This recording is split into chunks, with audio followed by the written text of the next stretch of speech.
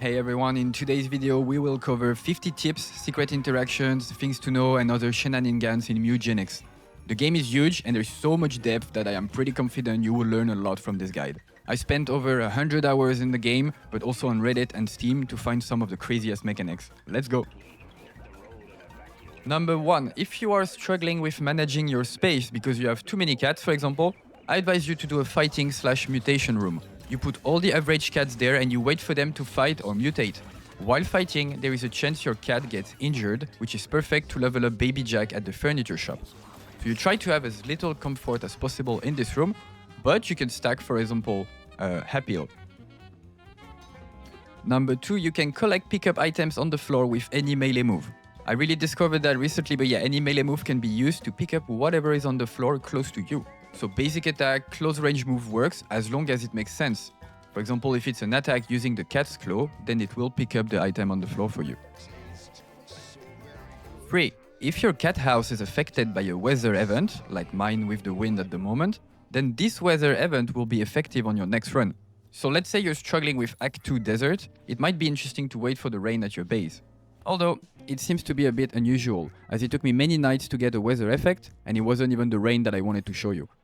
But, if you get it, you'll completely destroy the desert zone as the heat effect will be cancelled by the rain, meaning that you can heal at the end of each fight and everything. Number 4. There is a tactical view setting in the game. By pressing Ctrl or the scroll wheel, you'll be able to see what's happening in your fight. This is really useful for some late bosses that takes way too much space on your screen. 5. There is seasons in Mewgenics. You might have already triggered the full season while playing, but basically each season has its own weather effect. It is important for you to check what weather is affecting your base before going on a run, because some zone becomes really complicated with the proper weather effect.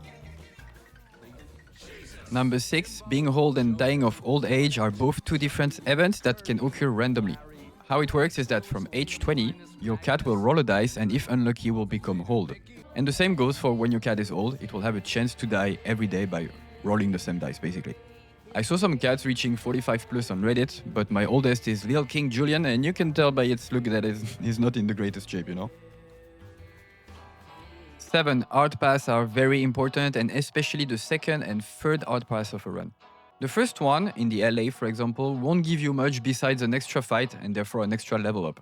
But once you reach the junkyard or the sewers, you should take the hard pass. There will be a choice at some point between a box and a chest, and getting the box will give you a furniture. Same for the last zone, the cemetery or the caves, it will reward you a furniture, so try to get them in order to progress. Number 8, and we are talking about Hard Pass again. Some monster in Hard Pass can be elite, and you can see that through the little skull icon. Elite monsters can be very dangerous. I'm sure most of you got traumatized by Daddy Shark, and for good reasons. So yeah, read their ability carefully before making a move, they are no joke. 9. The maximum number for base inner stats is 7. So if you're looking at a perfect base cat, you should have 7 everywhere. That is without mutations, of course. As you can see, my little monsters are way above these numbers, but their base stats isn't perfect. To be able to check the base stat like I do, here you need to level up Tink by sending him some kittens. 10. This might be obvious for some, but not everyone is a tactical RPG pro, so here it is. Always check the initiative bar up there, who is going to play next and can you kill it? If yes, then this should be your main focus and more globally this should be your way to approach each fight. The best way to mitigate damages is to kill before they play. Number 11, appeal is the housing stat related to the quality of stray cats. The more appeal you get, the better the stray cats showing up every day. But the cool thing about it is that there is some very unique cats. Look at this cool Sonic shoes someone got, I'm kinda jealous. And that's just one. There is so many other unique cats, but after 100 hours in the game, with something like 20-ish appeal, I didn't got a single one. So yeah, it is kinda rare. Number 12.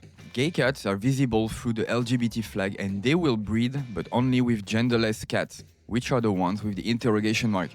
To be able to see those flags, you need to level up Tink by giving him kittens. 13. Green items like this one are main quest item and they will unlock new zones or progress the scenario. If the cat holding the item dies during a run, you won't be able to complete the quest, but you will still get the green item in your inventory when you're back. Blue items are side quest items. They usually reward you with coins and can also unlock new items for your next runs. Number 14. Side quest items act differently than the main quest ones. If you die, the side quest item is destroyed and you'll have to give 5 mutated cats to the doctor to get it again. But side note, you can only have 5 side quest items at the same time, so it might take a while before you get the one you lost back. Number 15, you need to keep cats with great mutations for breeding. As you can see, all my cats are insane, and I'm talking about the whole thing, the stats, the abilities, and the look. To get crazy cats like this, I made a video that will be in the description of this video, but to summarize it, try to get a uranium rod or a cancer item, give it to a cat, make an easy run with it, let's say up until the end of the alley, and then use that cat as a main mutation source. 16. Since we are talking about breeding, I advise you to level up Tink by giving him kittens. It is very complicated to maximize breeding without all the information that Tink can give you. For example, seeing if a cat has a high libido or a high aggression or even the base stats, in my opinion, it's mandatory to optimize your playthrough. I finished all Tink requests and now he gives me 25 coins for 10 kittens, which is kinda cheap.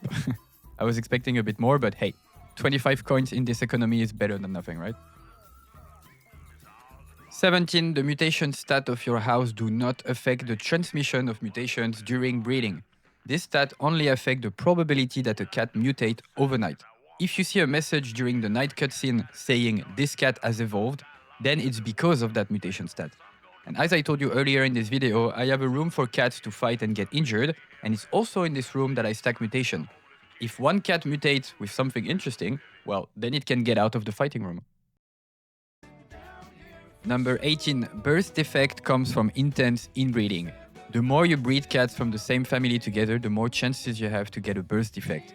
If you gave enough kittens to Tink, you can see the genealogic tree of a cat, but also how inbred it is. Although some birth defect can be playable, you just have to be creative, so don't be too afraid to play around it. I think it's kind of fun that we can do that. 19. Intelligence does not affect your spell damage or wand damage, only the number of action points you get per turn. Magic damage is the stat to go for if you need more damage output from your spells, and dexterity is the stat for the wand. As you can see on that clip, as soon as I add dexterity to my mage, he gets 1 more damage on his wand. Number 20. It's useless to build too much intelligence if your charisma don't follow. Each charisma points give you 3 mana max, so if you build let's say 10 intelligence but with only 2 charisma, then you'll be max mana every turn but only with 6. The game has a lot of gear that improve your intelligence during runs or even during fights, so be aware of your charisma before committing to a lot of intelligence.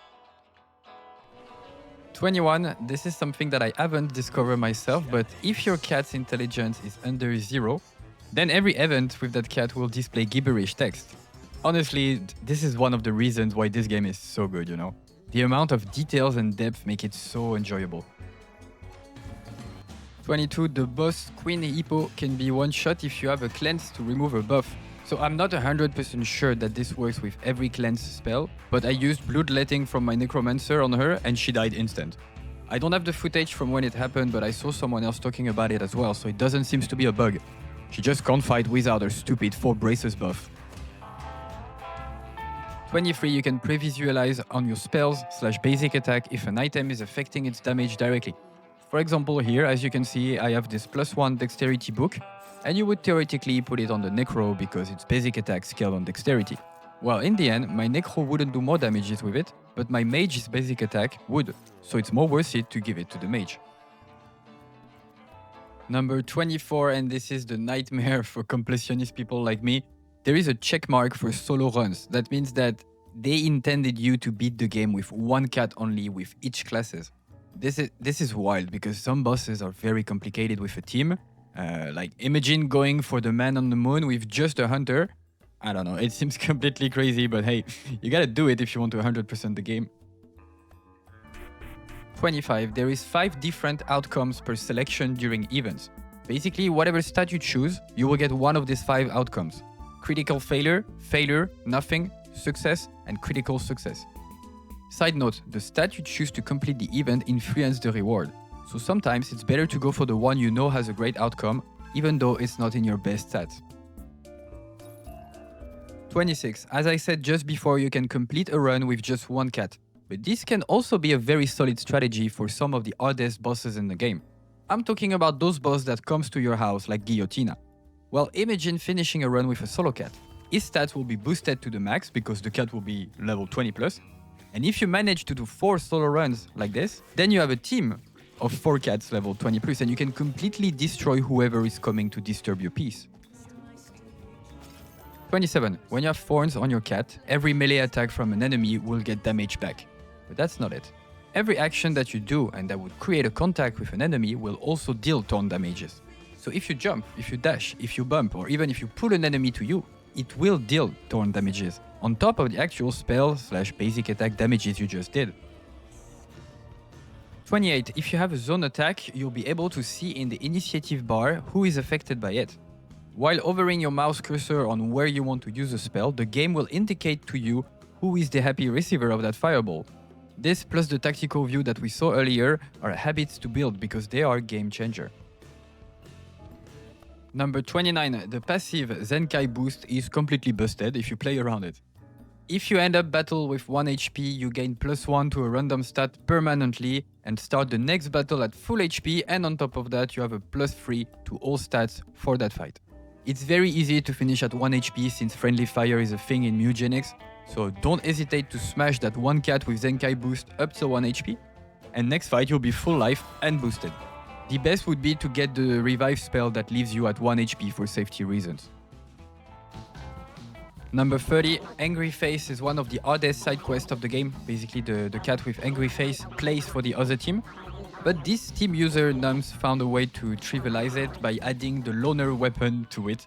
And the loner weapon kills every ally one by one, and yeah, it works with the angry face. So yeah, GG, well played, best strategy ever. Again, this is why I love this game.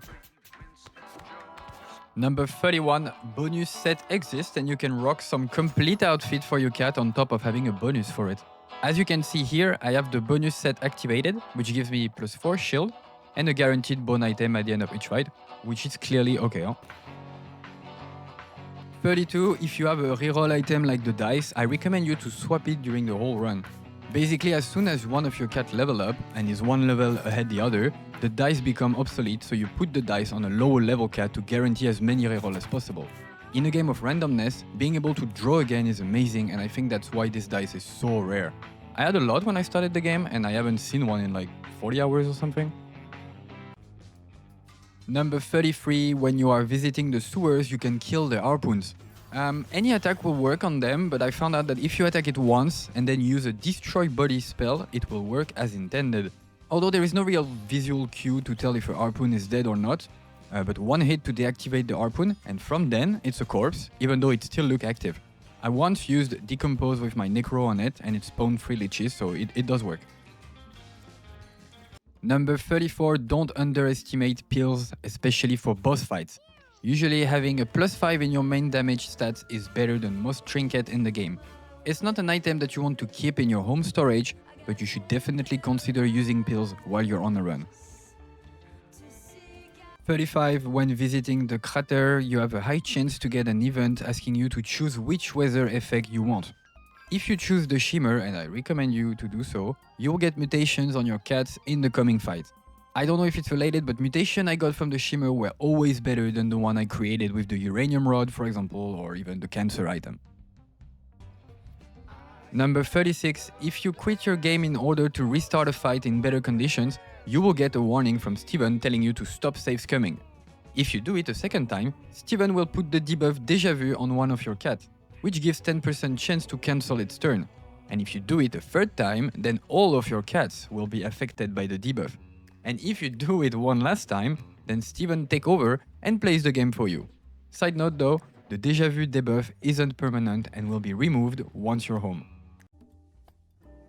Number 37, this one is for all of those who struggle with coins and who wants to have more. The best ways to get money besides running the easy run to the cave is to complete the doctor side quest and to play Thief. Thief has many ways to generate more coins and can sometimes be completely busted thanks to it. I remember that one passive where every time you move on a coin, you can move again, so you can really like collect all the coin in one level. I think I made 250 coin that run. 38, you unlock new passives and spells for each classes you completed run with. Basically, the little icon you see when starting a run and choosing a color are a reminder of which bosses you did or not. It's important to get as many of these icons to unlock more gameplay for your classes. 39, the two best stats in the game are movement and constitution, as they are versatile and mandatory for most classes. If you don't know what to take, go for one of these two. In third position, I would say that intelligence is very good, but it's already more situational because you also need charisma to follow up and you also need to have good spells to throw. Number 40, if you use the weapon plier on specific enemies, you will get a tooth as a weapon. It's not a crazy weapon or anything, it just does like 1 damage at long range for, I think it's 20 uses. But I think it's a cool secret interaction. I wonder if you can get a fang or something else if you use it on the proper enemy. 41, some status like Infested will make bodies explode instead of down. Be very careful with it. I lost the cat holding a side quest item on the graveyard boss because the boss took over my cat, and when I killed my cat to get it back, it exploded due to all the little spiders that I had with me. I was sad that day. 42, this Necro Book item will summon 5 zombie kittens for you, and I wanted you to be aware of their AI. The zombies in this game will always prioritize eating a corpse over dealing some damages. So if you're running a Necro and you have some spells summoning zombies, be very careful of your own teammates because this scenario happened to me so many times. 43, cursed items are usually really good but it requires you to build around it. My advice is to never apply a cursed item in the middle of a run. You bring it home and you think about it. The Callus item is a great example. It gives +2 shield permanently at the end of each fight as long as you have shield left. Number 44, this one might be a bit obvious for some of you, but you should always use trash bags or crate when you have nothing else to do. For example, using a necro basic attack on a trash bag is a safe way to generate heal over time. Same if you have lifesteal on the cat, go punch the trash bag. And the crates, usually they hold a lot of coins. If you're lucky, you can even get an item. 45, the little luck icon at the end of a fight depends on how fast you finish that fight. Usually, if you kill everything in round 1 or beginning of round 2, you will get the max speed bonus and some extra coins and food. So there is like a choice to make between collecting everything that's on the map or rushing through, kill everyone as fast as possible to get the luck icon to the max. 46, the biggest meta progression in this game is the furnitures. You could potentially throw all your house cats to trash and recover in a few in-game days.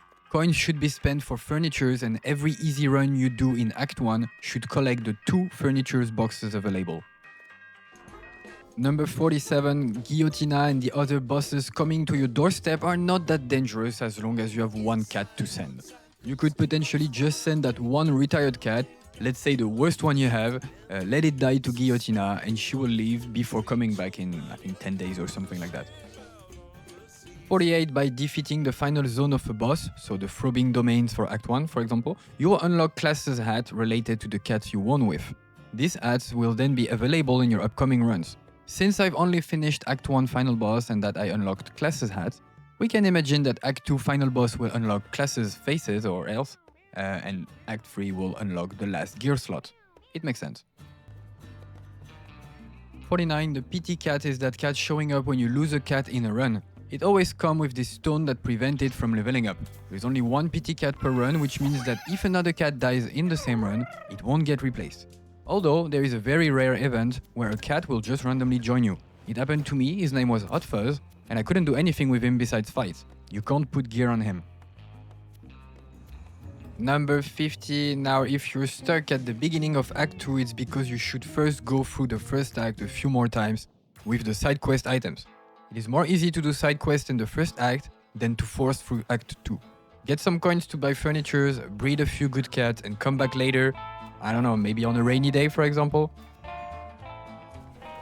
51, bonus tip, which isn't really one, just to let you know that I'm far from done with this game, and as you can see I'm also spying the whole internet in search for information, so you know, I just like to do that, so if you want to know more about Mewgenics, please follow me because there is more videos coming. That's it for the first 50 tips related to Mewgenics. While making this video I found out new tips, more advanced and maybe a little bit more situational, but I'm thinking that a part 2 could be something to think about, right? Have a great day everyone, bye bye.